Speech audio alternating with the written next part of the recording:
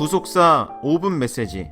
오늘의 말씀은 구속사 시리즈 제3권 영원히 꺼지지 않는 언약의 등불 내용 중 아미나답 두 번째가 되겠습니다. 지난 시간에 우리는 첫째로 아미나답은 대제사장 아론의 집안과 연결되어 있음을 살펴보았습니다.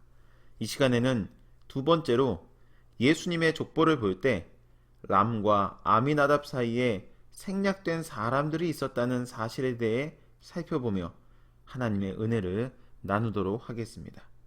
첫째로 예수님의 족보에는 람과 아미나답 사이, 즉 애굽 생활 430년이 생략되었습니다. 마태복음 1장 4절 말씀 볼 때 람은 아미나답을 낳고 이렇게 말씀하고 있습니다. 자, 이 말씀만 놓고 볼 때 람의 아들이 아미나답처럼 보입니다. 그러나 성경을 자세히 살펴보면 람과 아미나답 사이에는 애굽 생활 430년이 생략되어 있음을 알 수가 있습니다. 자, 그 이유는 무엇일까요? 역대기 족보를 볼 때 람은 분명 주전 1876년 애굽에 내려간 야곱의 70가족 중 하나인 헤스론의 아들이라고 말씀하고 있습니다. 역대상 2장 9절 말씀 볼 때 헤스론의 낳은 아들은 여라무엘과 람과 글루베라. 따라서 람은 애굽 생활 초기 인물인 것입니다. 그리고 아미나답은 자신의 딸을 이스라엘 백성을 광야에서 가나안으로 인도하는 가장 핵심적인 지도자 중 하나인 아론에게 시집 보내었다고 성경은 증거하고 있습니다. 출애굽기 6장 23절 말씀 볼 때 아론이 아미나답의 딸 나손의 누이 엘리세바를 아내로 취하였고 이렇게 말씀하고 있습니다. 따라서 아미나답은 이스라엘 백성들의 40년 광야 생활 초기 인물인 것입니다. 자, 이를 통해 우리는 람과 아미나답 사이에 이스라엘 백성들의 애굽 생활 전체가 들어있음을 알 수가 있는 것입니다. 여러분, 이스라엘 백성들이 경험한 애굽 생활은 몇 년의 기간입니까?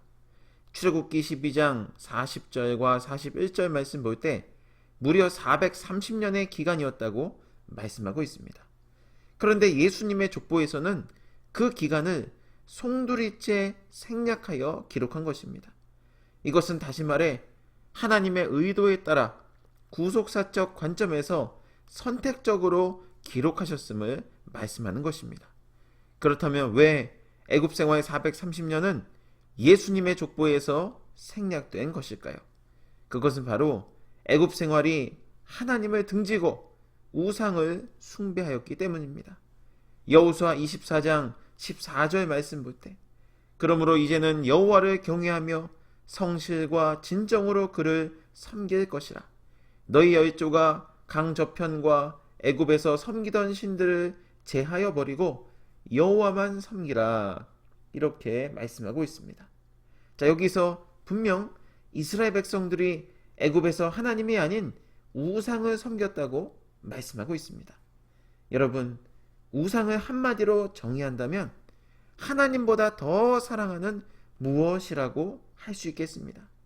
내가 하나님을 사랑한다고 하지만 그 하나님보다 더 우선되는 무엇이 있다면 그것이 바로 우상인 것입니다.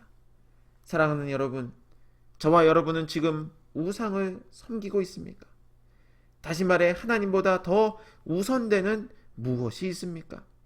바라옵기는 저와 여러분의 인생에 있어 하나님만이 우선되고 구속사의 성취가 우선이 되는, 그래서 하나님을 기쁘시게 하는 믿음의 조상들이 예수님의 족보에 기록이 되듯이 하늘의 생명책에 저와 여러분의 이름이 기록되는 은혜가 있으시길 주님의 이름으로 축원합니다.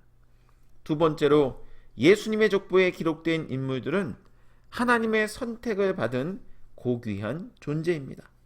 예수님의 족보는 모든 인물들이 빠짐없이 기록된 것이 아니라 구속사적 관점에서 선택적으로 기록이 되었습니다.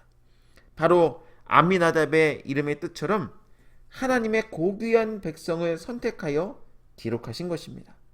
사랑하는 성도 여러분, 이처럼 저와 여러분도 하나님께서 성도로 부르셔서 하나님께서 가장 고귀하게 여기시는 특별한 보석이요, 깊이 간직하고 보호하시는 소중한 소유물이 된다는 사실 믿으시길 바라겠습니다.